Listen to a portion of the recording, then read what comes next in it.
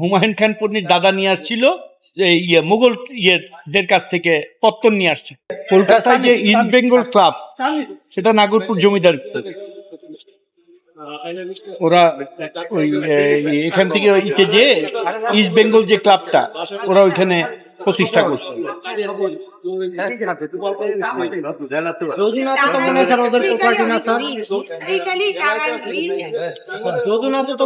টাঙ্গাইলের চেয়েও historically rich হইল আটিয়া, বিকজ টাঙ্গাইলের নামের আগে আটিয়া পরগনা মোগলদের কাছ থেকে বরাদ্দ নিয়ে আসছিল হইলো এই জমিদাররা, পন্নীরা।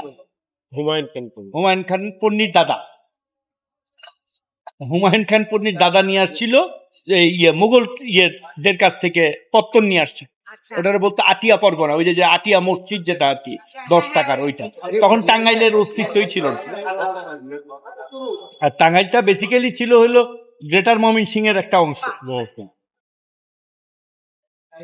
তখন তো এই যে মানে পোড়াবাড়ির যে চমচম বলে, এখান দিয়ে স্টিমার চলতো। এই যে এখন যে বললো পানি নাই, আমাদের এখান দিয়ে এই সময়ে মোটামুটি খালে পানি ভরা থাকতো, বিকজ যমুনার থেকে স্টিমার যাইতো একেবারে কলকাতা।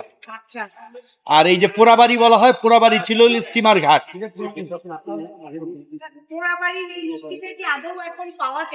এইতে এই যে পাচানি বাজারে পাওয়া যায়। এখন পোড়াবাড়িতে একটা দোকান আছে, ওইটার মিষ্টি মানে ওই যে ছোট বাজারের দোকান, বাট ওইটা চলে আসছে হলে শহরে। এগুলো তো একটু ইনোভেশন দরকার স্যার, এই যে চমচম বা এগুলোতে সাথে একটু ভ্যারিয়েশন বা একটু ওইটা করলে